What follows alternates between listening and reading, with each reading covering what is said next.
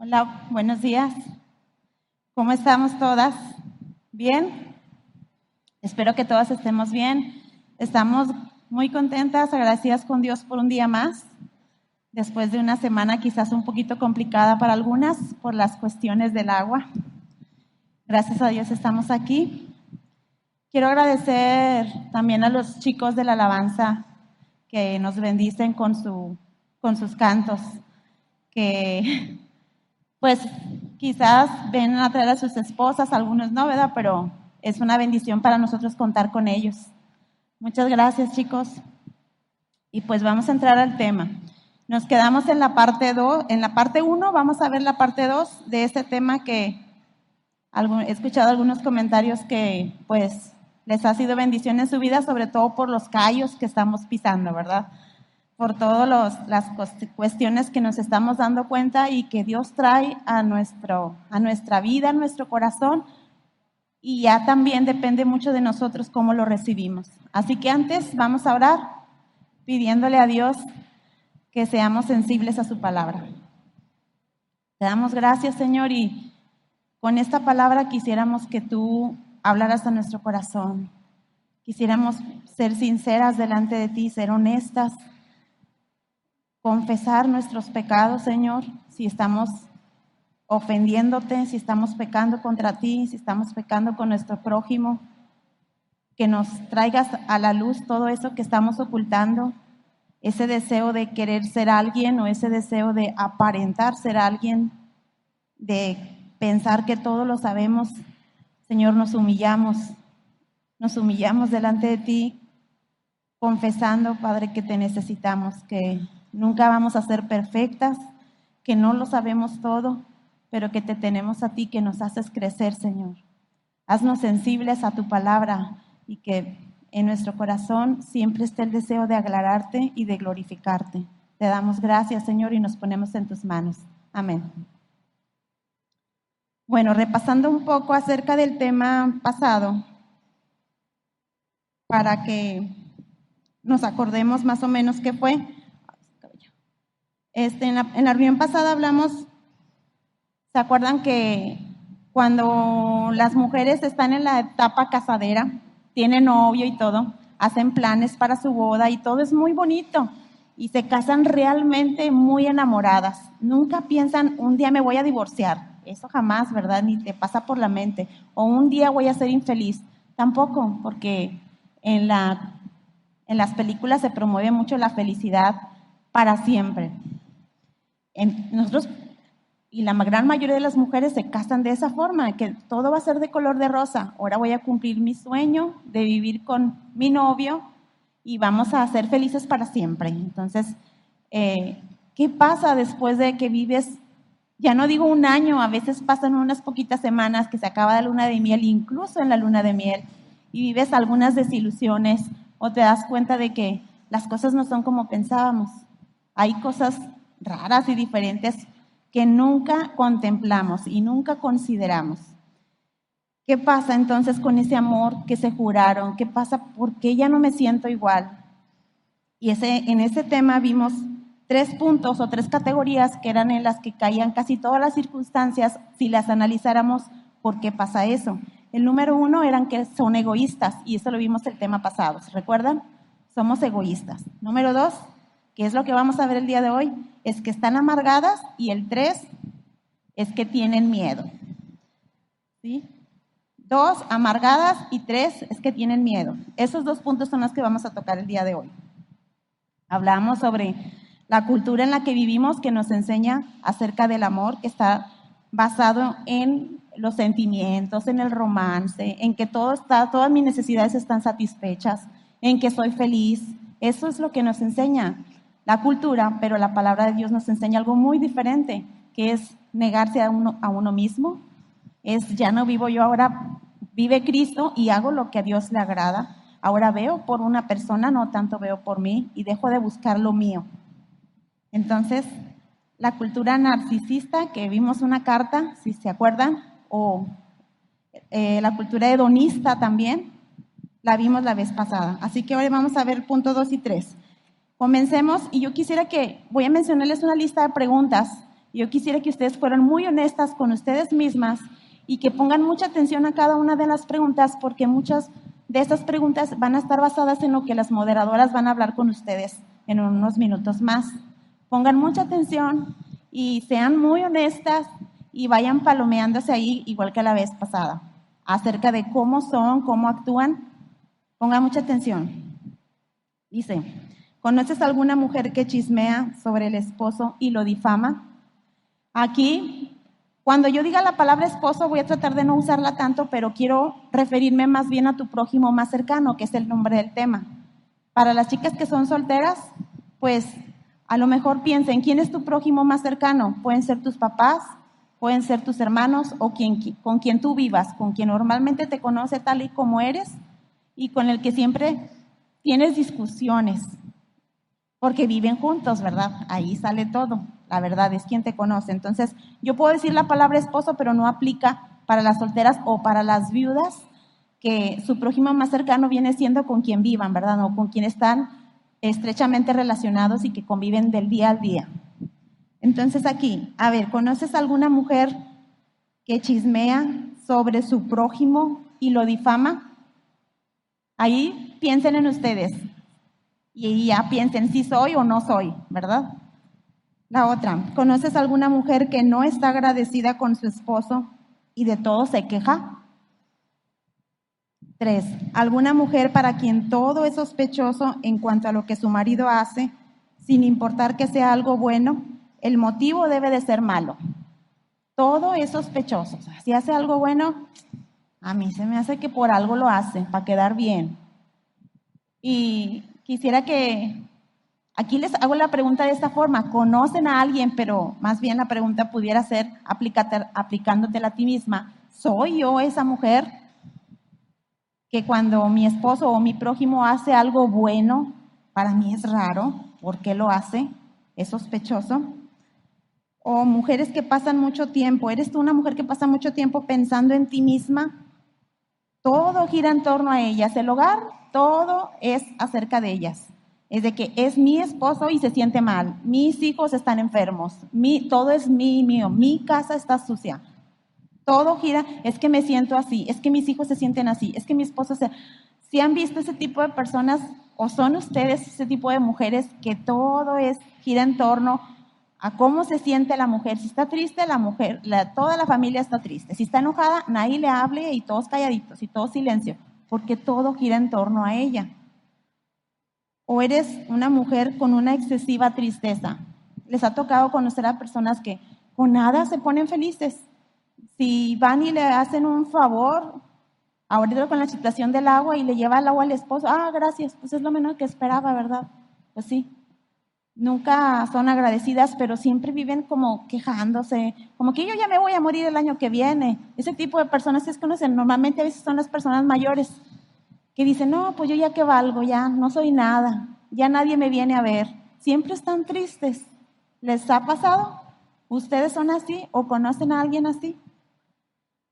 Otro tipo de mujeres, los que evaden a sus esposos con malas caras, que son frías, que si va a estar el esposo en su casa, ahí viene el fin de semana, aquí va a estar todo el día, y les pesa, no quiero estar, entonces yo me voy con mi mamá, entonces yo me voy con mi amiga, y lo evaden, quieren estar solas. Si él está en una habitación, tú te vas a la otra, cada quien ve su película, pero juntos pero separados, juntos pero no revueltos, como dicen. ¿Sí? Ahora, ojo con esta pregunta, que yo sé que la gran mayoría las pasamos o las vivimos. ¿Eres tú de las mujeres que meditan una y otra vez en lo que tu esposo te ha hecho?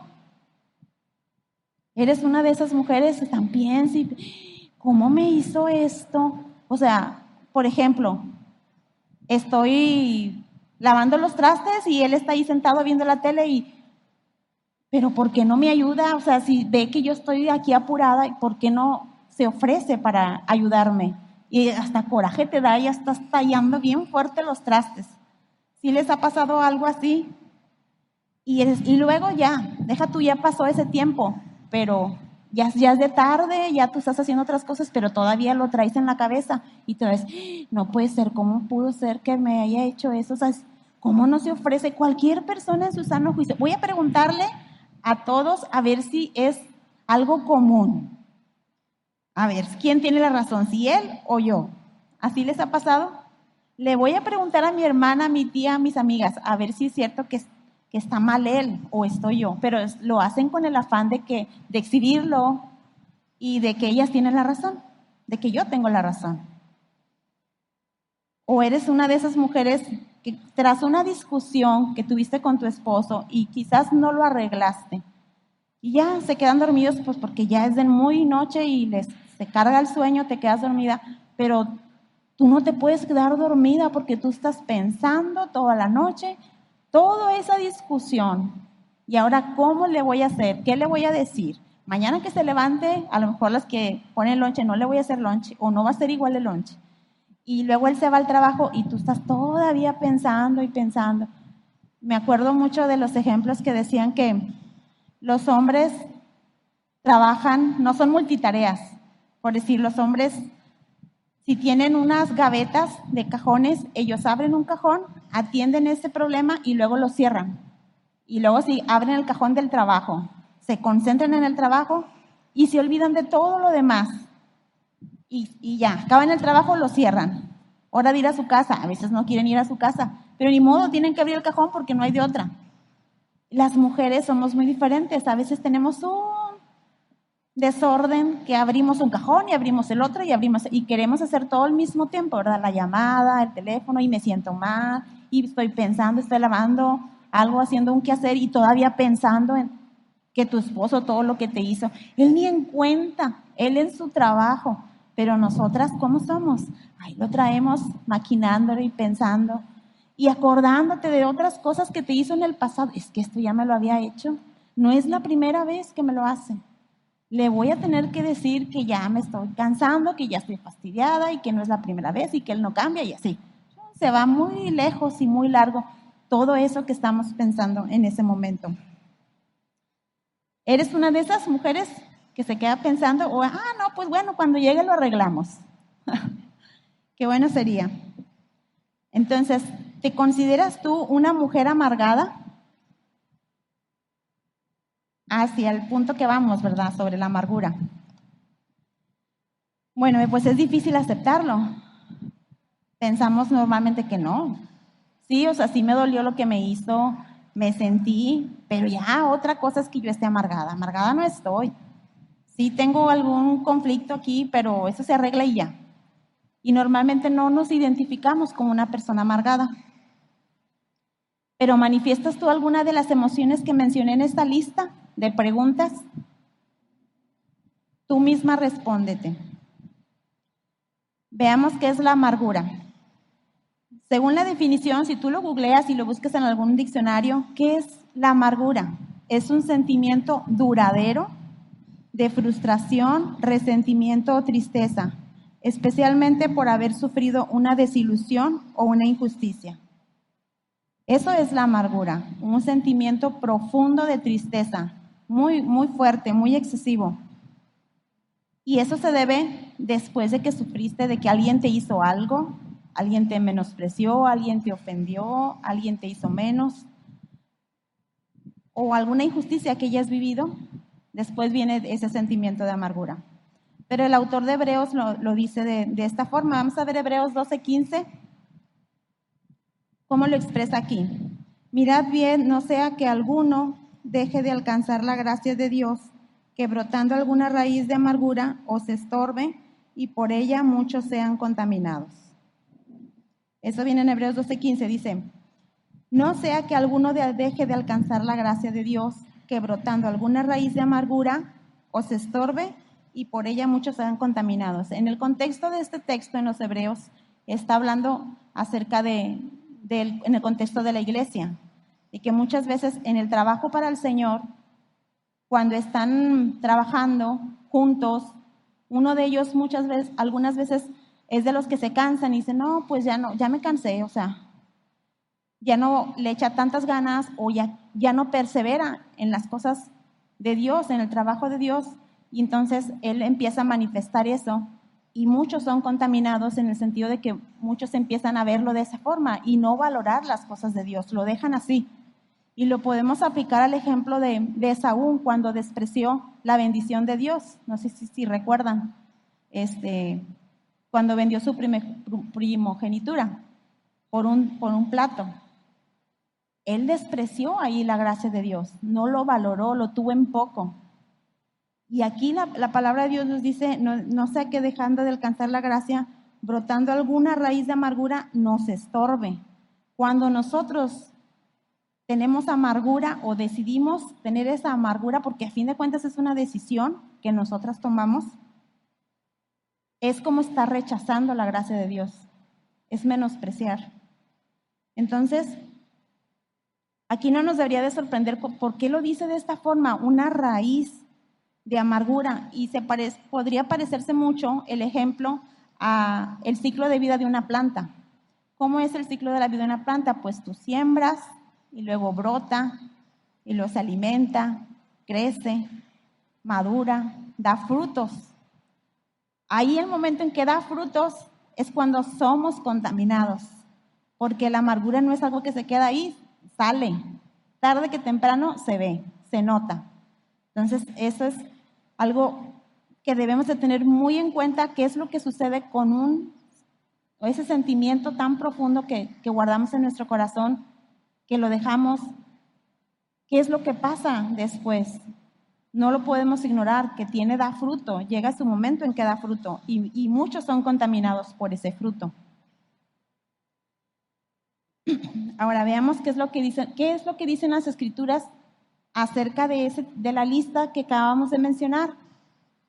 ¿En cuántas te palomeaste? ¿En cuántas te sentiste identificada? Ahora vamos a estudiar la Biblia, qué es lo que dice de cada una de esos tipos de mujeres. Sobre la esposa que chismea, sobre el esposo y lo difama, corrompe a los demás, ella no tiene nada que bueno de decir de él, sino al contrario. ¿Sí te ha pasado?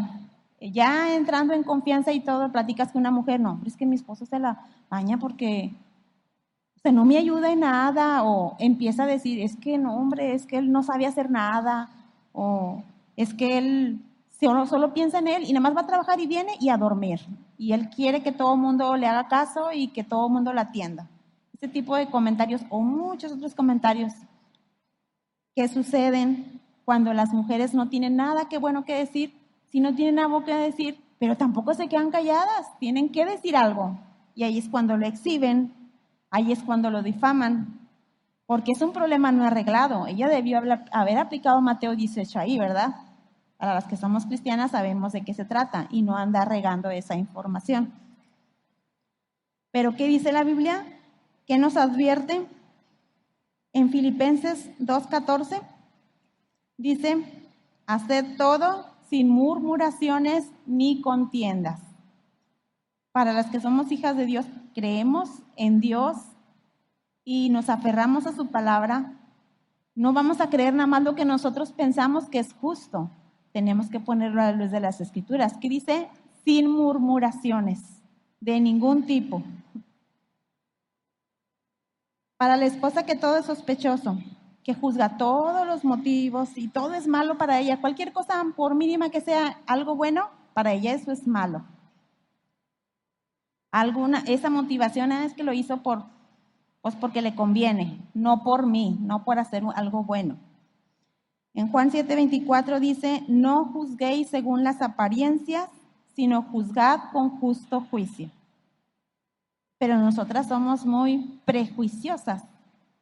Luego pensamos que vemos las mentes de nuestros esposos y que entendemos, ay, mira, lo hizo por esto nada más, o porque quiere conseguir este otro fin.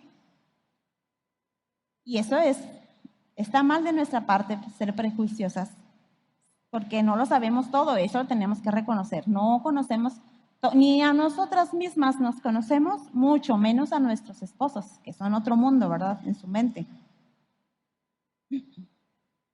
Filipenses 2:4 habla, en cuanto a la mujer egocéntrica, que pasa mucho tiempo pensando en sí misma y que todo gira en torno a ella misma.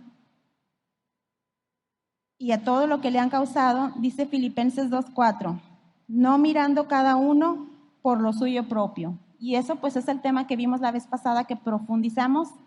Yo creo que ya todas nos acordamos sobre ser mujeres egocéntricas, buscando lo más lo nuestro.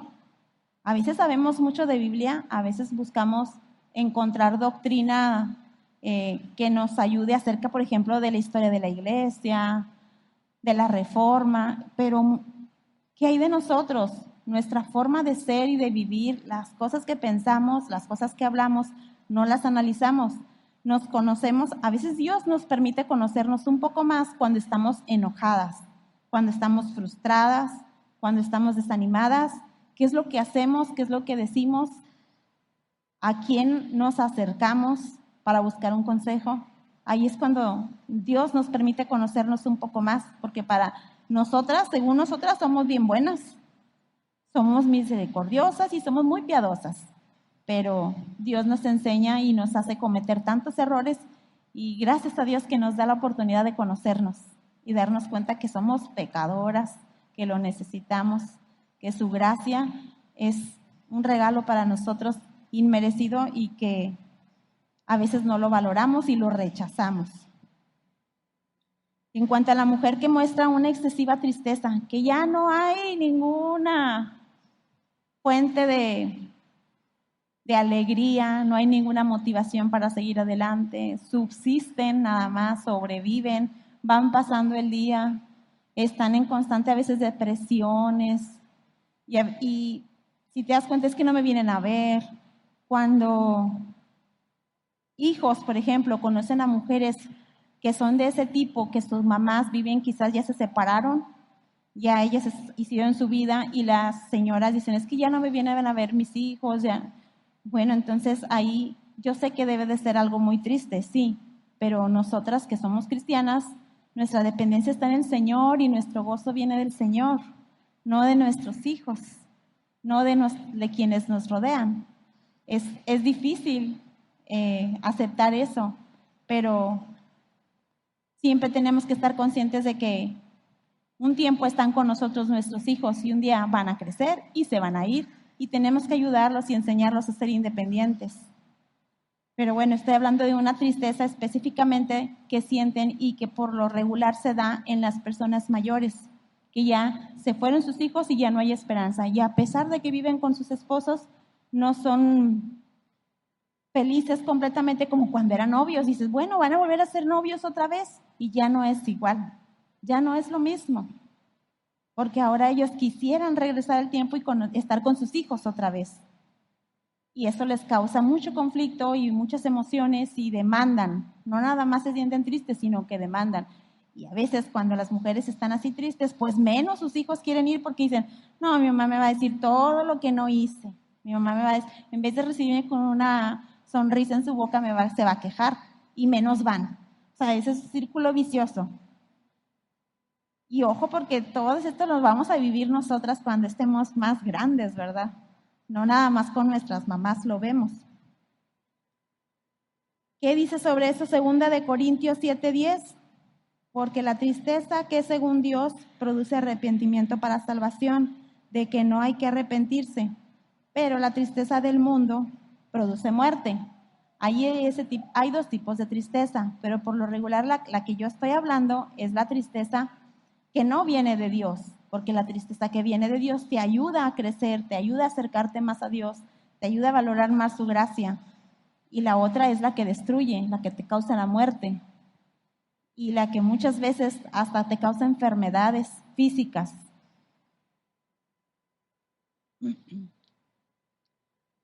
Ahora, en cuanto al esposo, a la esposa o el prójimo que dice, ay, mejor ya no voy a estar con él, ya cada quien por su lado, tú en lo tuyo, yo en lo mío, mejor ya no hablamos. A veces parece una solución muy práctica y parece como que así nos vamos a evitar tener problemas, pero a la larga sí tiene un conflicto. Es que yo necesito mi espacio, mejor tú con tus amigos y yo con mis amigas. Sí, es cierto y en cierta forma es sano, pero ¿cuál es la motivación de querer separarte? Si es porque yo no quiero estar definitivamente con él, o sea, ya no lo aguanto. ¿Qué cosas cambiaron? O sea, porque cuando eran novios siempre querían estar pegados todo el tiempo para todas partes. Ahí dices, no, ahí no puedes ir sola. No te decía tu mamá. No, es que él me va a acompañar. Y ahí van juntos para todos lados. Y ahora ya no quieren verse, ahora ya no quieren estar juntos. Ay, es que es mucho tiempo ya, o sea, ya me cansé, también quiero hacer mis cosas. Ahí es cuestión de analizar cuál es la motivación. ¿Por qué no quieres estar con él? ¿Qué te causa? ¿Qué conflicto? ¿Te estorba más que te ayuda? A lo mejor dices. En Romanos 12, 17 y 19 dice, no paguéis a nadie mal por mal, no os venguéis por nosotros mismos, amados míos, sino dejad lugar a la ira de Dios. No paguéis a nadie mal por mal, porque las mujeres que tratan de evadir a su esposo pasan el tiempo con esa mala cara y dicen, ay no, pues es que él me la hizo ahora, yo no le voy a hablar.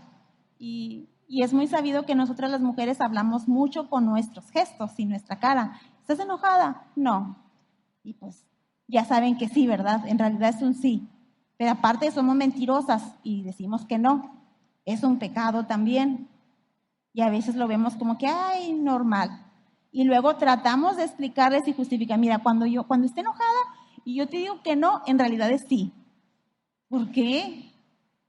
Que tu no sea no, que tu sí sea sí. Así dice la palabra de Dios, es tan fácil. ¿Por qué vamos a ponerle claves a nuestros esposos? O cuando esté enojada, mejor ni me hables. Domínate. Dios nos ha diseñado para poder tener ese dominio propio que Él nos da. ¿Cómo que, o sea, soy tan inmadura que pienso no me hables? Maneja el enojo. Es momento de crecer en ese momento, de controlarnos. A lo mejor es poco a poquito, paso a paso, no es de la noche a la mañana, pero esfuérzate. No lo evades el problema. Yo me voy a mi cuarto y tú al tuyo. A veces sí se necesita un tiempo para pensar, ¿verdad? Pero ya que sea del diario o que le apliques la ley del hielo y todo el día está enojado por algo, de verdad que a veces valoramos lo que no tenemos, lo que tenemos hasta que dejamos de tenerlo, ¿verdad? Y dices, ¿por qué perdí tantos días de mi vida? Si haces las cuentas, ¿cuánto tiempo he estado enojada con mi esposo o con mi propio? ¿Cuánto tiempo he estado así? Si Dios te diera la capacidad para poder contar esos días, dije, me perdí tantos días. El día que tu esposo se de vacaciones o día que ya partió con el Señor, dices, quisiera recuperar ese tiempo. Ahora lo extraño tanto, pero cuando lo tenemos no lo valoramos, porque nosotras somos muy dignas y no, o sea, nos sentimos mal y ahora que Él pida perdón, porque Él está mal. Así somos, la verdad es que así somos. Cuando la Biblia dice no paguéis a nadie mal por mal, es todo lo contrario. Debemos ser buenas, bondadosas, primero por amor a Dios. Ahora, la mujer que tiene pensamientos incubados, la esposa que vuelve una y otra vez a lo que su esposo o su prójimo le ha hecho, todo el tiempo está pensando en eso, repitiendo lo que dice la Biblia en 1 Corintios 3, 5, el amor no guarda rencor. ¿Quién se sabe 1 Corintios 13 aquí casi completo? ¿Quién? ¿Quién lo podría recitar? Yo cuando estaba soltera me lo aprendí de memoria, todo. Y por eso les pregunto, porque cuando uno está enamorada, cuando estés novia y todo, ese es el capítulo perfecto, ¿verdad? Aplica para nosotros. Es nuestro capítulo, dice. O los cantares, también. Esos son tus textos favoritos, pero una cosa es leerlo y otra cosa es hacerlo. Es como que se oye bonito, ¿verdad? Pero ya llevarlo a la práctica a veces lo ignoramos. Y haz de cuenta que la Biblia está en un lado y tu vida en otra y tú vas caminando por aquí, la Biblia te dice, pero nunca los acercas de tal manera que dices, tengo que vivir de acuerdo a la Biblia y ahora sí empezar a caminar. Lo ignoramos totalmente.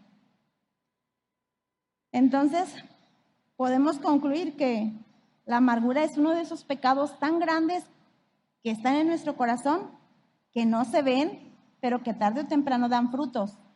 Pero es un pecado, es algo que he aprendido y que muchas veces dices, es que es un sentimiento, o sea, es normal que lo tenga, no es normal, es un pecado, ofende a Dios y ofende a los demás.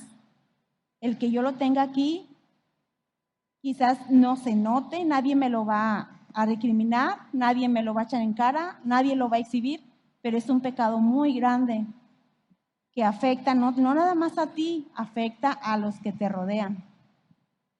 Hay que verlo como lo que es y dejar de justificarnos. Es que yo me siento así, yo me siento así. No, es un pecado muy grande. Es como un veneno que está en ti, en tu cuerpo, en tu alma. ¿Y qué te trae? Soledad, ruina y muchas veces hasta enfermedades te trae.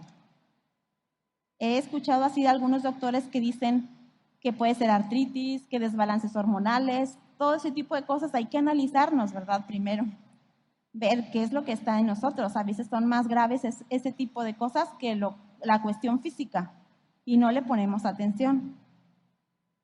Ahora, ¿cómo se alimenta la amargura? Se alimenta cuando tú estás pensando constantemente en lo malo, en la injusticia, en lo que te hicieron, en cómo no te valoraron, en cómo te despreciaron. Ahí es cuando tú estás alimentando y eso va creciendo y creciendo y creciendo. Cuando la verdad es un pecado hasta que llega a dar fruto y explotas y lo manifiestas y contaminas y eres una piedra de tropiezo. Y es por eso la gravedad. Entonces el dolor llega a ser muy intenso, tan intenso, va a ser insoportable y nos podemos sentir. Hay un texto en la palabra de Dios en Lamentaciones 3, y el 17 y el 18 parafraseado dice, y mi alma se alejó de la paz, me olvidé del bien y dije, perecieron mis fuerzas y mi esperanza en Jehová. O sea, estoy sin fuerza, sin Dios, sin esperanza, sin nada, no tengo nada. Está totalmente desanimado. Así nos podemos llegar a sentir cuando dejamos que ese profundo sentimiento de tristeza se albergue en nuestro corazón y vaya creciendo y creciendo y creciendo. Porque te lleva a pecar. Incluso muchas veces te puede llevar hasta el pecado de adulterio. El simple hecho de ser una persona amargada, porque dejas de perseverar y dices, ay, ya ni para qué, ¿verdad? O sea, no entiende mi esposo, o sea, no va a cambiar. Y ya dices, ya, así lo dejamos. Él en su lado y yo en mi lado. Y hay un grado de separación tan grande que tú empiezas a albergar sentimientos hacia otra persona y te quieres dar una oportunidad con otra persona que no es tu esposo. Es por eso que hay que tener mucho cuidado en eso, que dejamos que entre primero aquí en nuestra mente y lo guardamos y ahí lo dejamos que vaya creciendo. ¿Qué debo de hacer con eso, con ese pecado de amargura? Pues nosotros le mostramos a Dios primero amor a Dios y amor a nuestro esposo como, no sé si han escuchado decir, es que cuando tú te aprendes un texto bíblico no te hace bien, o sea, sí, no te hace bien si en tu mente tú lo guardas, pero nunca lo usas. Pero cuando lo memorizamos, y porque sabes, yo soy de las personas que sí necesito memorizar y sí necesito tenerlo en mi mente siempre para cuando lo use, lo tengo ahí, ¿verdad? Y al menos estoy confrontada. Otra cosa es que lo haga, pero al menos estoy confrontada y no estoy ignorante de lo que dice la palabra de Dios. Entonces ahí dice, llevando cautivo, en 2 Corintios 10 al 5, llevando cautivo todo pensamiento a la obediencia a Cristo. Esa es la clave para arrepentirse del pecado de la amargura. Llevando cautivo todo pensamiento. Cuando tú pienses, ay, es que ¿por qué me hizo? Lea la Biblia. ¿Qué es lo que dice Dios? ¿Qué debo de hacer? Que si se lo merece o no se lo merece, eso ya es otra cosa. Tú eres hija de Dios y tú vas a obedecer a Dios, independientemente de que tu esposo incluso sea creyente. Porque tú no vas a actuar según tu esposo, tú vas a actuar porque tú conoces a Dios y ahí se tiene que manifestar. Uno no manifiesta que ama a Dios nada más en la alegría y cuando hay gozo y cuando hay fiesta, no. Cuando vas a manifestar quién eres es cuando estás enojada, cuando estás frustrada, cuando te hirieron, cuando te hicieron algo malo. Ahí se demuestra quién eres en realidad y de qué hablas. Las cosas que hablamos edifican o contaminan. Ahí nosotros nos tenemos que analizar muy bien. No meditando en las cosas malas que tu esposo hace. ¿Qué nos dice la Biblia acerca de eso, de la meditación? medita de día y de noche en Josué 1:8. De día y de noche meditarás en él para que guardes y hagas todo lo que en él está escrito. No dice, medita en todo lo malo que tu esposo te haya hecho. No dice eso. Dice en las cosas de Dios, en lo que debo de hacer, en su palabra. Ser muy sinceras, muy honestas con nosotras mismas. También el Salmo 119:11 nos dice, en mi corazón atesoro tus dichos para no pecar contra ti. Esa palabra es tan hermosa para nosotras. En mi corazón atesoro tus dichos para no pecar contra ti. ¿Cuántas veces en un momento de enojo o de ira pensamos lo que dice ese texto? Voy a la palabra de Dios y quiero llenarme de ti, Señor, para hacer lo que a ti te agrada. No mi justicia, no descargarme, sino ser una mujer ejemplo y que enseña a las demás a amar a sus maridos. ¿Cómo voy a enseñar a amar al marido si yo estoy en pleito constantemente con mi esposo y luego voy a venir a decirle, tú debes de amar a tu marido, a las más jóvenes, obedeciendo lo que dice Tito 2? Eso se ve en la práctica y en el ejemplo. Nuestras hijas o hijos deberíamos de preguntarles, ¿tú crees que yo amo a tu marido? ¿Qué creen que digas? Digo, a mi esposo. ¿Tú crees que yo amo a tu papá? O los hermanos, los que tienen hermanos. Deberías de preguntarles, ¿se ve que nos amamos, mis hermanos, mi hermana o mi hermano y yo? ¿O que nos odiamos? ¿Has preguntado eso? ¿Has considerado eso? ¿Cómo te ven los demás? Y yo no te digo cómo te ven los de afuera, porque pues ellos ven lo superficial, lo que siempre andan de la mano. Pero hay tantas mujeres que viven, que ya no quieren mostrar ningún tipo de amor a su esposo porque están amargadas y ya mejor es como roomies, viven como roomies, que nada más se acuestan en la misma casa, pero no hay ninguna relación entre ellos. Ni siquiera de amistad, ya nada más viven por vivir. Al cabo que ya estamos grandes, que vamos a hacer solos y pues por la familia. ¿Qué van a decir? O por la iglesia. Ese tipo de cosas son graves porque es un pecado. Entonces nos toca a nosotros arrepentirnos y podemos invertir en la segunda milla. Como dice Mateo 5:41, y cualquiera que te obligue a llevar carga por 1 milla, ve con él 2. ¿Eso qué significa? La inversión de la segunda milla es hacer algo extra. Sí, no se lo merece mi prójimo o mi esposo, no merece que yo sea buena onda con él, pero bueno, voy a tratar de hacerlo por obedecer a Dios y porque esto me va a llevar a un buen fin. Él va a ver que yo hago algo a pesar de que me están haciendo algo malo y eso puede hacer que la relación se torne un poco más fácil de llevarla y nos lleve también a mostrar ese amor recíproco, o sea, de aquí para allá y de allá para acá. Pero empieza tú, porque a veces no queremos empezar y decimos, ay no, ahora hasta que él me diga, perdón, ahora hasta que él haga algo por cambiarlo. ¿Sí les ha pasado? Es difícil invertir en esa segunda milla. Es muy difícil, sí, porque cuando estás enojada, lo menos que quieres es hacer algo por él. Pero es algo que nos llama a Dios a hacer. Entonces, no se lo merece, no se lo merece. Eso no está en tela de juicio. Realmente no lo merece. Pero yo amo a Dios y quiero mi matrimonio y quiero obedecer y quiero invertir en eso.